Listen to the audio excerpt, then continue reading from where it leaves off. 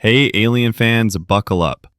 What if the deadliest creature in the universe isn't just a mindless killer, but something with a secret that ties every alien movie together? Episode 4 of Alien Earth drops a jaw-dropping twist involving a five-eyed monster that could explain the Xenomorph's reign of terror from the Nostromo to LV-426. Stick with me as we break down all 4 episodes, diving deep into this mysterious five-eyed beast and connecting the dots to Alien, Aliens, Prometheus, Covenant, and even AVP. By the end, you'll see why this creature might be the key to the franchise's darkest mystery. Let's jump in. Episode 1, Neverland, The Beginning. We start in 2120 on the USCSS Maginot, a huge spaceship from Weyland-Yutani just 2 years before the original Alien movie.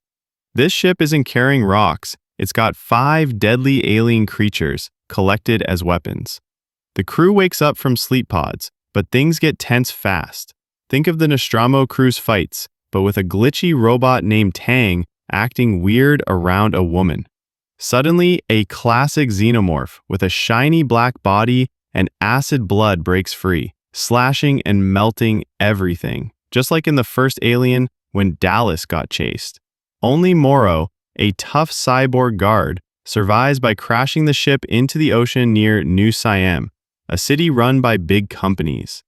The cargo holds 5 monsters: a xenomorph, a blood-sucking bug, a plant-like thing, a flying insect, and here's the star, a 5-eyed creature with tentacles, later called the Oculus. This 5-eyed beast has multiple eyes that move like a fly's, hinting at something smart and scary. Prodigy, one of 5 ruling companies, sends its leader, Boy Cavalier, a young billionaire, to check it out. He runs Neverland, a secret island lab, and creates hybrids, robots with kids' minds, like Wendy, who's strong but acts like a child. This ties to Prometheus, where scientists played God with alien life, suggesting these creatures might come from that black goo. Episode 2, Mr. October. The Danger Grows. Episode 2 picks up on the sunken Maginot. Wendy, her hybrid team called the Lost Boys, and their leader Kirsch explore the wreck. Her brother Joe sneaks aboard to find her, like Ripley saving Newt in Aliens. The Xenomorph comes back, bigger and sneakier, dragging a hybrid into the ceiling, pure horror from Aliens' hive attacks. Morrow, working for Weyland-Yutani, betrays them, using Joe as bait, while Cavalier watches from Neverland, dreaming of using alien tech like in Covenant. Then, the 5-eyed Oculus hits hard. Its tentacles stretch out, and its 5 eyes glow, disorienting Nibs. She barely escapes, proving it's scarier than Covenant's neomorphs. That mind control screams it's more than a monster. Joe jumps a broken stairwell, but the xenomorph nearly takes him. He hides in an elevator, static crackling his radio, pure Nostromo tension. The xenomorph crashes a fancy party, slaughtering rich fools in powdered wigs, blood everywhere. Joe survives, finding a Reggie Jackson 1977 World Series baseball, flashing back to his dad, a sweet nod to simpler times. Wendy hacks a robot to keep Joe on Earth, then reunites with him, emotional, like Ripley and Newt's bond. She's a hybrid. He's shocked, but they hug. The episode ends with the xenomorph snatching Joe into a chasm, Cliffhanger City. This sets up a wild ride, with the Oculus's power and corporate greed hinting at bigger threats. Episode 3, Metamorphosis. The Change. Wendy barely manages to kill the xenomorph that had wrapped its tail around Joe and pierced his lung. But the victory comes at a huge cost. Joe is gravely wounded, gasping for breath with every movement, and Wendy collapses beside him, white synthetic fluid leaking from her injuries and revealing what she really is. Both siblings are carried back to the Neverland research station, where the tone shifts from survival to something far darker. Inside the labs, scientists remove Joe's ruined lung and begin a horrific procedure, slipping a tadpole-like xenomorph embryo inside, before preparing to return the lung to his body. The idea is simple but terrifying. Joe could become both test subject and unwilling host. At the same time, another egg is dissected under sterile lights, and the facehugger inside thrashes violently, spraying acid. The room fills with tension, but the real horror is happening to Wendy. Each cut into the alien tissue sends shockwaves through her body.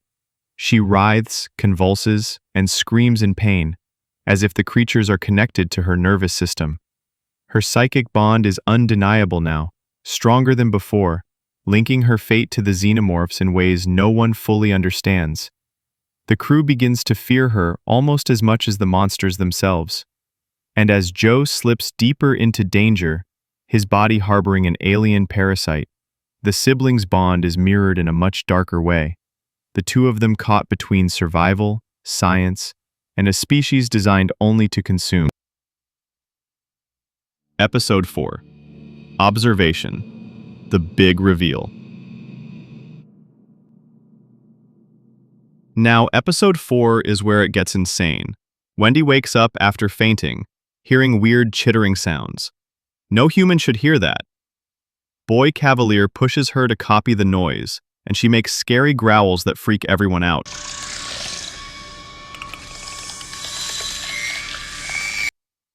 This ties to the five-eyed Oculus, which we see again.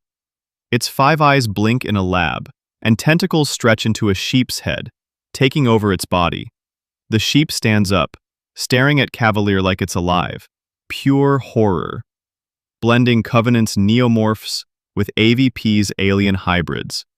Cavalier thinks this is magic, misquoting a sci-fi writer, while Nibs, a hybrid, gets pregnant, a glitch or alien mix-up. Like Resurrection's clones. Morrow, the cyborg villain, tricks slightly into stealing a xenomorph egg for Weyland-Yutani, showing the company's greed from aliens. Wendy talks to Joe about their past, like Ripley and Newt's bond, but Cavalier forces her to decode the aliens to save Joe. Here's the shocker. Wendy mimics the Oculus's chitters to a cube with Joe's lung. The glass breaks, and a baby xenomorph pops out. Small, cobra-like, it doesn't attack, it listens to her, letting her touch it. This five-eyed link suggests the Oculus isn't just a monster, it might be the xenomorph's ancestor or controller, maybe created by the engineer's black goo in Prometheus. Could it explain LV-426's eggs or Weyland-Yutani's obsession?